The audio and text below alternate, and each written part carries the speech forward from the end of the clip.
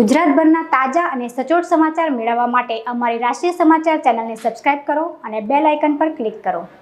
બેસ્તાન વિસ્તારમાં આવેલા સિસ્કા પ્લાઝામાં કિશોરી tuition class કરવા આવતી હતી। આ દરમિયાન ક્લાસના ચોથા માળેથી કિશોરી નીચે પટકાતા ઘટના સ્થળે તેણીનું મોત થયું હતું।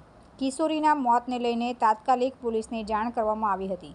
પોલીસે ઘટના સ્થળે પહોંચીને વધુ તપાસ હાથ ધરી છે। આશાસ્પદ કિશોરીના મોતને લઈને પરિવાર દ્વારા આક્ષેપ કરવામાં આવ્યા છે।